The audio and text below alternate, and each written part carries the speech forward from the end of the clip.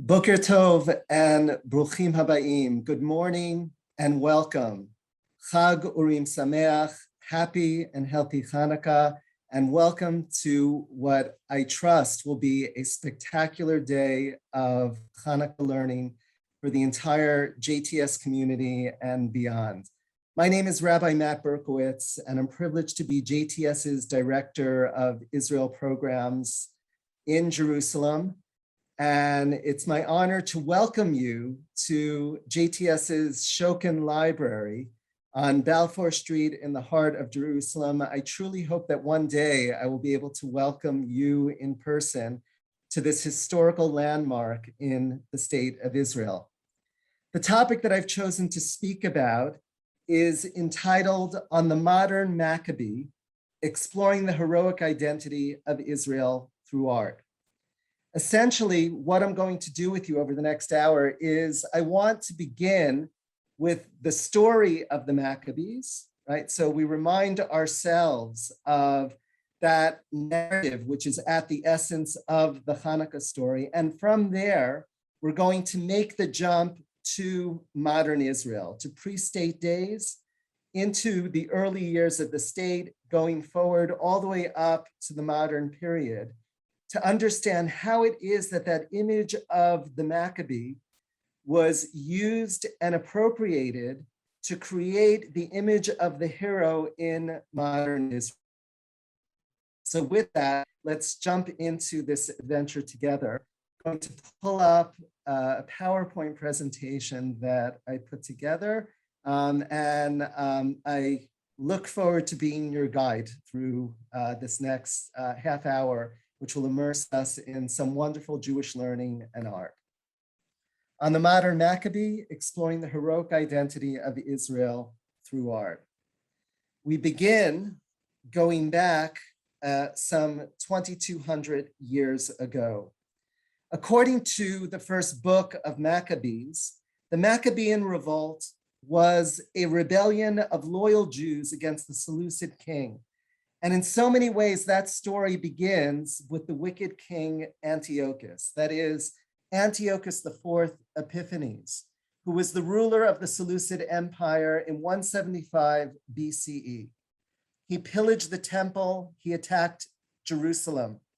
Josephus, the great historian, adds, quote, "Now Antiochus was not satisfied either with his unexpected taking of the city, Jerusalem, or with its pillage, or with the great slaughter he had made there, but being overcome with his violent passions and remembering what he had suffered during the siege, he compelled the Jews to dissolve the laws of their country and to keep their infants uncircumcised and to sacrifice swine's flesh upon the altar." Right, so Josephus writes. In response to the persecution of Antiochus, Matityahu the Hasmonean, a rural Jewish priest from Modi'in, sparks a revolt. In 166 BCE, his son, Judah Maccabee, leads guerrilla-like warfare against both Hellenizing Jews and the Seleucid dynasty. He achieves victory, and out of that victory, we have the establishment of the Jewish festival of Hanukkah, which celebrates the rededication of the temple following Judah Maccabee's victory over the Seleucids. According to rabbinic tradition, which pointedly asks the question in the Talmud, "Mai Chanukah?"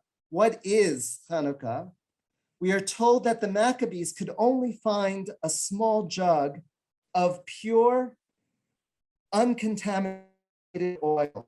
And though there was only enough oil for one day, it miraculously lasted for 8 days. The Maccabees themselves, who become the Hasmonean dynasty, rule from 166 BCE to 37 BCE. And during that time, they were a fully independent kingdom between the years 110 to 63 BCE. The Maccabees themselves are credited with reasserting the Israelite religion, expanding the boundaries of Judah, and in addition, they reduced the influence of Hellenism in the land of Israel. From the Maccabees, we now fast forward some 1900 years to a Jewish world in exile. Here we are looking at a very, very dramatic and powerful oil painting by the Polish Jewish painter Mauricy Minkowski from 1910, entitled After the Pogrom. Pogroms, from the Russian word to destroy, to wreak havoc, to demolish violently, refers to the anti-Jewish rampages which swept the Russian Empire in the late 19th century and originated in what was known as the Pale of Settlement. It was a dark time for our people. 2,000 years of exile, that is to say, from the destruction of the Second Temple in 70 CE to the Bar Kokhba rebellion in 135, 137 CE, which puts an end effectively to Jewish sovereignty in the land of Israel. From that point, we are in diaspora, we are in exile, right? All the way up to this very, very bleak time, this bleak chapter for the Jewish people in the Pale of Settlement. Samuel Hirschenberg, in 1899, paints this iconic oil painting entitled The Wandering Jew. It's a dramatic allegory for life in the diaspora. Hirschenberg himself was reflecting on the darkness of his own life, right, in Russia, in Poland, in the Pale of Settlement. And quite strikingly, Boris Schatz, right, who is the founder of the Bezalel Art School in 1905, right, insists on taking this oil painting and placing it in the foyer, in the entryway of his newly established art school. What do we see here? Right, we see, right, this elderly man at the center, right, surrounded by corpses, right, the corpses of his people, the corpses of the Jewish people, right, and crucifixes all around, right? It's giving us this stark portrayal of life in the diaspora, right? And again, it is underscoring the extent of persecution, of suffering, right, that the Jews experienced in Europe at the time. Chaim Nachman Bialik, in many ways, plays off of this thread, right? Bialik, of course, the poet laureate of pre-state Israel, he writes in his poem Elat Tzipor, to the bird, "Greetings, peace to you, returning lovely bird.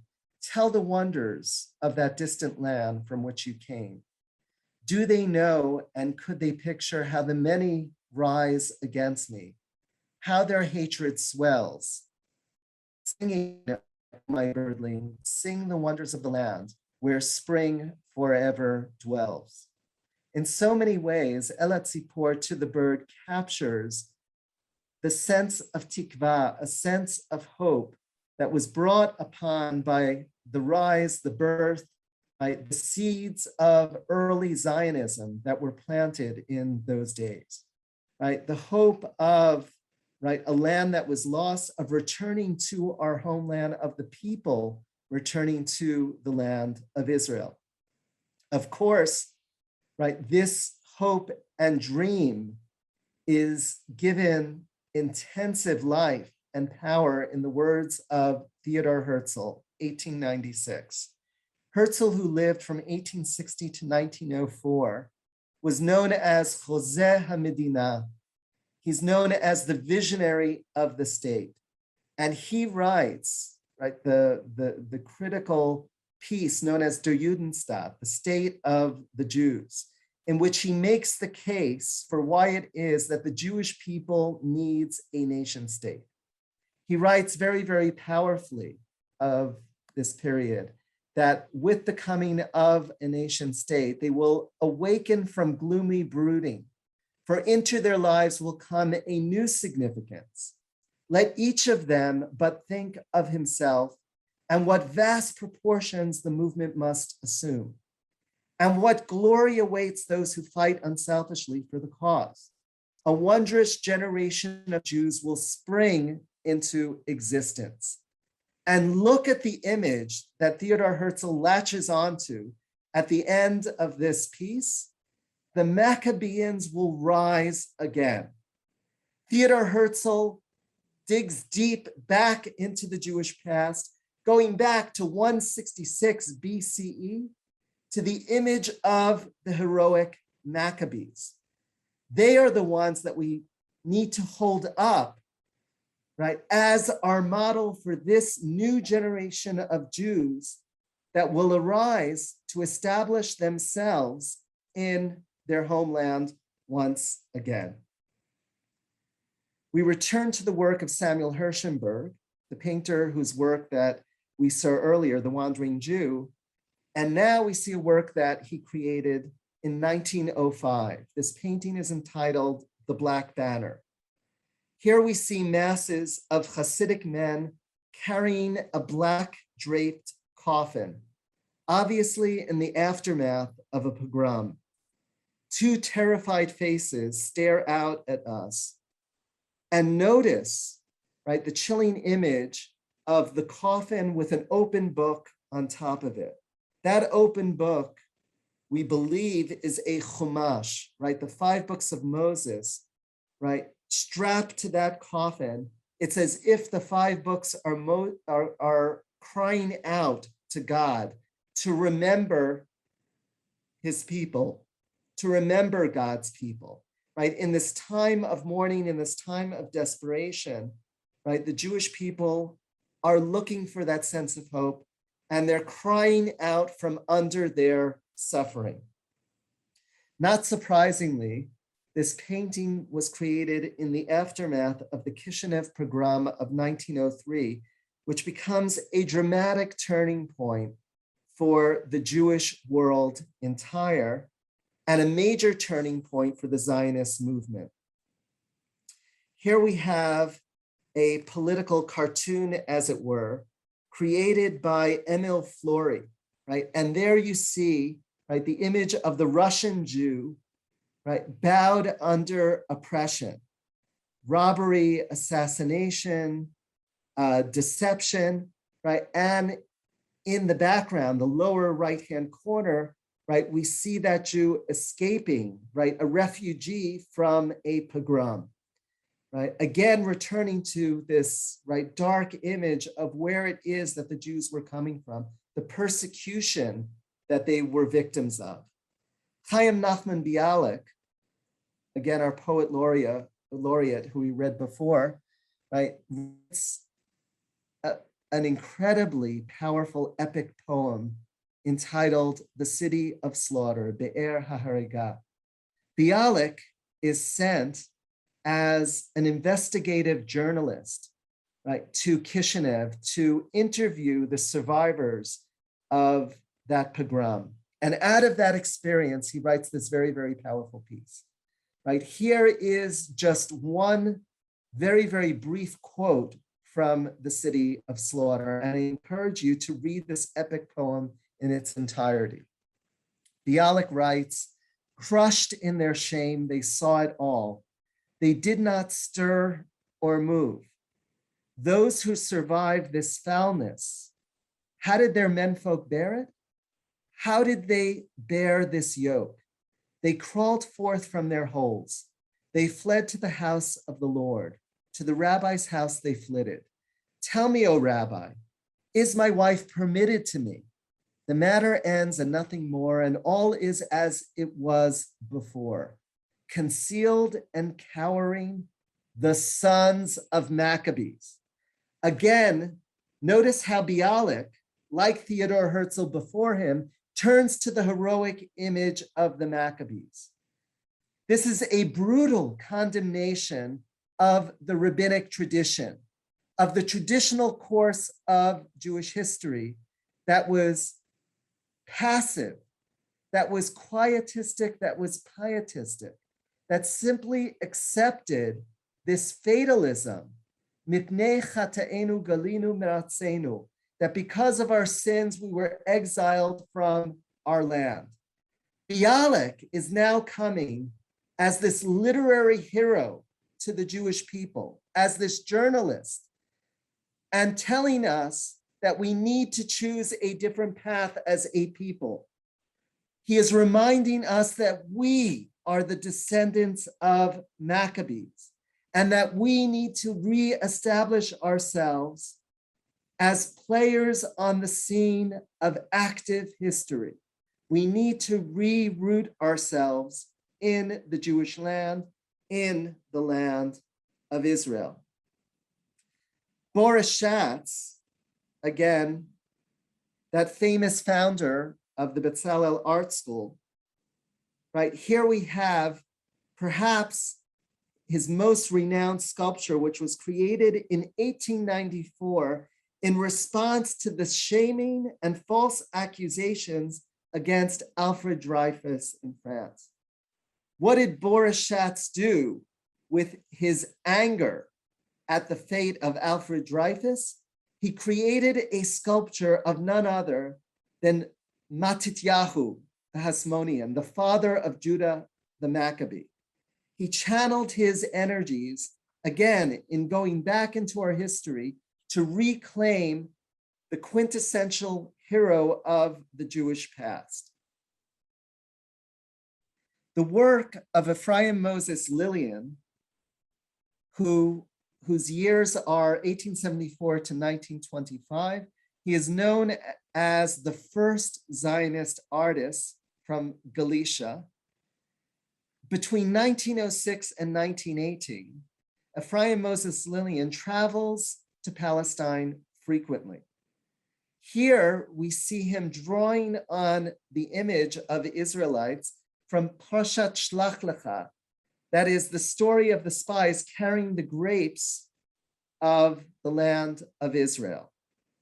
But notice what Lillian does. He not only draws on a biblical story, but he puts a Greco-Roman spin on these figures.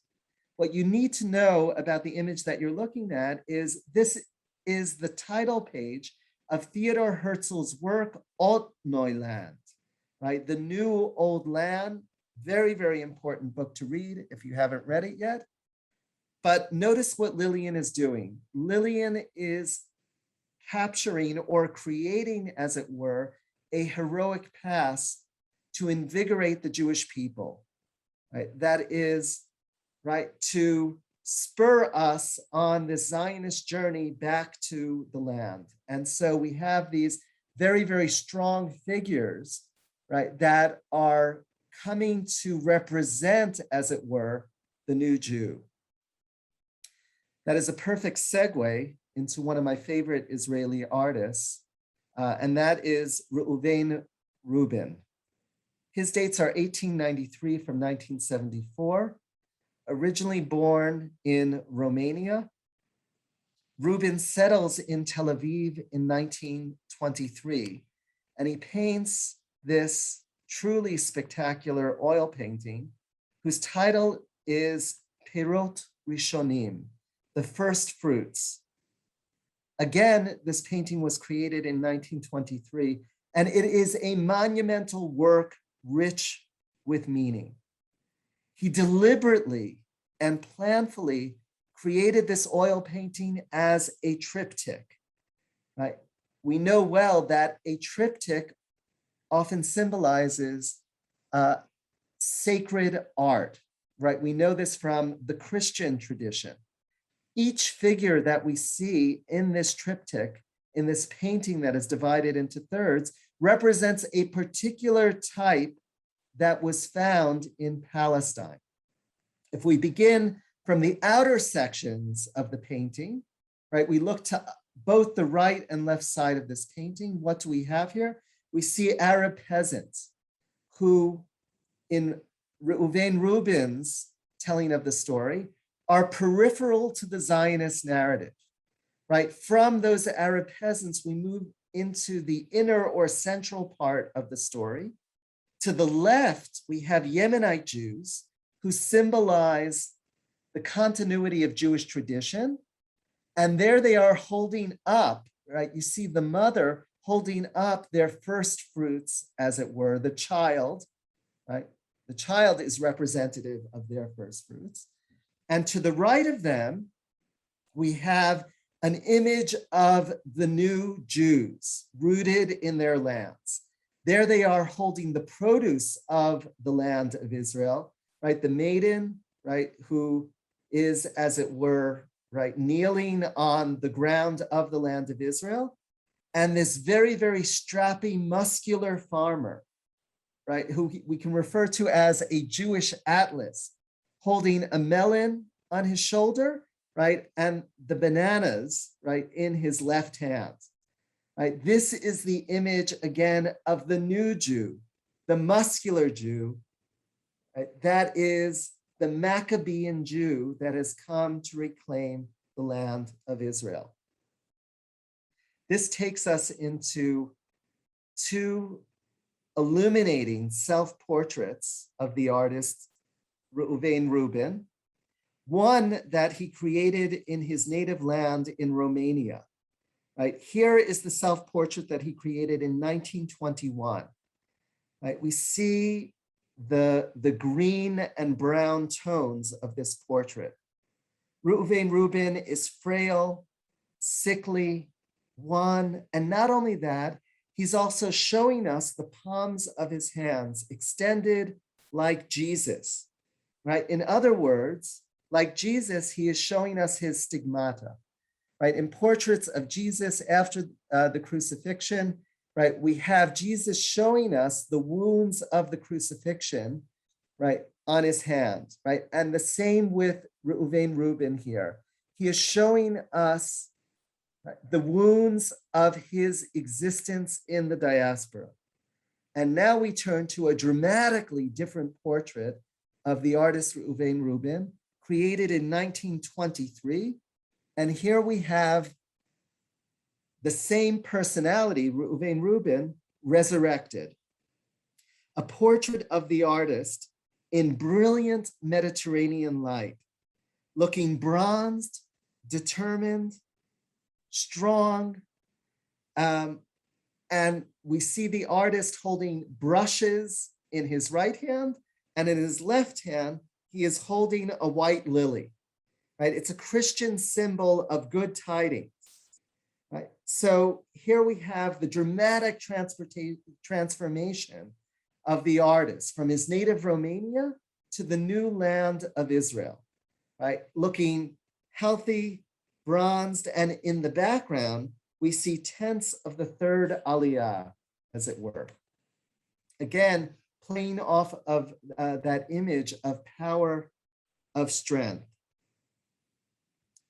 This theme continues as we turn to the work of a very, very famous German Jewish artist by the name of Yitzhak Danziger.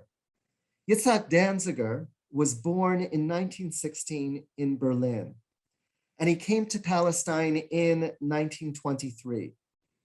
At age 23, that is in the year 1939, he is commissioned for a sculpture that will stand at the entrance to Hebrew University's Institute of Archaeology. What does Danziger do in his creative process? He decides that what he needs to do in creating the sculpture is he needs to scour the Jewish tradition for an example of a powerful hero. And what does Danziger do? He latches on to the 10th chapter of the book of Bereshit, of Genesis. And there in the 10th chapter of the book of Bereshit, we read of Noah's great-grandson, otherwise known as Nimrod. I'm going to read to you from Tanakh the description that we have of the character of Nimrod. We read, Cush also begot Nimrod, who was the first man of might on earth. He was a mighty hunter by the grace of the Lord. Hu haya gibor tza'id lifnei Adonai. Al ken ye'amar kanimrod gibor tzayid lifnei Adonai. And so, hence the saying, like Nimrod, a mighty hunter by the grace of the Lord. The narrative goes on and tells us the mainstays of the kingdom were Babylon, Erech, Akkad, and Calneh in the land of Shinar. From that land, Ashur went forth and built Nineveh, Rehovot Ir, Kala, and Rezin between Nineveh and Kala. That is the great city. In other words, Nimrod was the first imperialist in human history. The rabbis turned the character of Nimrod into a wicked rebel. And why did they do that? They did that precisely because the root of the name of Nimrod in Hebrew is connected to mered, mem resh dalet, meaning rebellion or revolt. And so he is given a very, very negative portrayal in rabbinic literature. However, what does the artist Danziger do? He redeems the character of Nimrod and turns him into the strong hero that the Jewish people need in 1939, a golem of sorts. Nimrod, the sculpture, becomes this man beast, zeroing in on his prey. Look at the physical prowess of this figure. Right, this sculpture, by the way, you can see on your next visit to Israel in the Israel Museum. This stands just outside of the gallery of contemporary Israeli art. You can't miss it. It has a very, very prominent place in the Israel Museum. It's deliberately made of reddish Nubian sandstone. It's a product of this land, right? And he chose the closest figure that he could find, that Danziger could find, that would represent an ancient hero, that is, to represent brute strength. Many say that Nimrod is Danziger's personal reaction to the suffering of his people back in his native land. 1939, of course, we think of Germany, right? And most centrally, we think of Kristallnacht, right? And this was certainly, can certainly be seen as Danziger's response to the persecution of his fellow German Jews. It's this theme of the muscular Jew, of the new Jew, that we see playing out in broadsides that were printed in the 1930s, 1940s, years leading up to the birth of the state of Israel. Take a look at these dramatic posters that we see of the muscular Jew, the new Jew, the Jew that is reclaiming sovereignty, the Jew that is reclaiming, right, her connection to the land of Israel, right?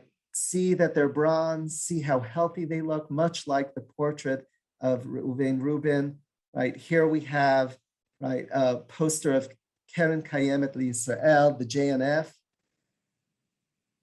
right? And even this poster, which we see of there we see in Hebrew, right, the large Hebrew, Maccabee, right, referring to, right, the Maccabee competitions or championships, right, that were taking place in 1933.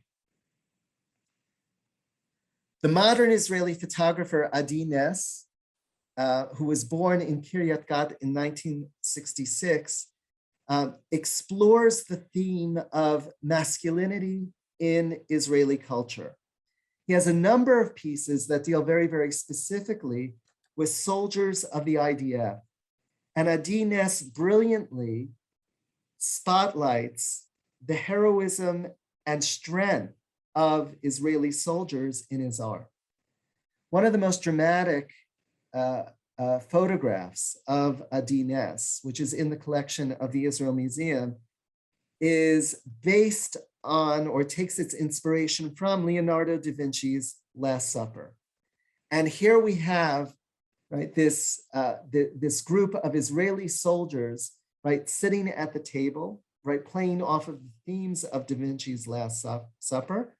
We feel strength, we feel the fragility of these soldiers, right? And we have this Jesus-like figure in the form of an Israeli soldier at the centerpiece, right? Recalling the halo effects of the crown of thorns that sits on Jesus's head in Da Vinci's painting, right? And there, the frame of that, the image of that central soldier is framed by the doorway or the window that looks onto the landscape of Israel. We have the sense of foreboding, as it were, in the background.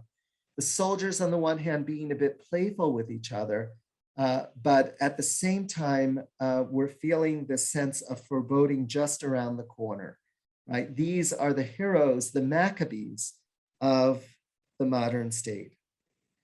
We know well, though, that modern Israel is not just about the bravado of Israeli soldiers, but it's also about the light that the state of Israel brings into the world. We may take inspiration from the Maccabees, but we also recognize that our true strength is represented in the children that reflect the future of the state of Israel and of the Jewish people. Our light is reflected in the doctors and nurses who are on the front lines in the battle against COVID, here in Israel and around the world. Our light is reflected in IDF soldiers who are called upon to respond to disasters all over the world.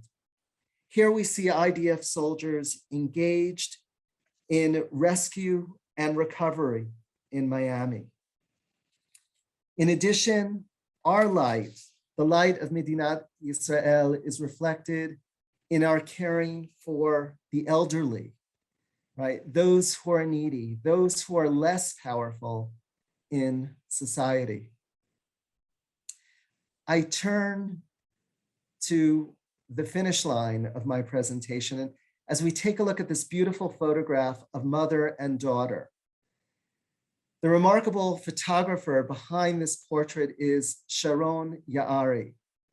The portrait was taken in 2000. And here we see this mother and daughter looking out onto the breadth of the land of Israel. It's truly a moment of lo nes katan. This is no small miracle that we are witnessing unfold before our eyes. Martin Buber, in so many ways, takes us full circle in his essay on biblical leadership, pointing out that biblical leadership is always the same story. He writes that the purpose of God is fulfilled, as the Bible itself says in one place, not by might, nor by power, but by my spirit, quoting the prophet Zechariah. Lo b'chayil, lo b'koach, ki im biruchi. Martin Buber reminds us the importance of remembering not only our heroic brute strength, but also balancing that with the divine spirit of God that is inherent in us. Chaye olam nata b'tochenu. As I close, I want to acknowledge the miracle of the Jewish Theological Seminary, hosting 20 rabbinical students in Israel this year and 8 cantorial students who will be arriving, please God, for our spring semester. This is a year of emerging slowly and cautiously from the cave of Corona. I want to personally thank all of you for your support of the Jewish Theological Seminary. Thank you for tuning in and learning with us on this 4th day of Hanukkah. I thank all of you that have given so richly and generously to support the future of North American Jewry and the future of the Jewish world entire. And those who haven't given yet, I encourage you to give and to give generously. Our rabbinical, cantorial, and education students represent the future of North American Jewry. They are truly a light to behold.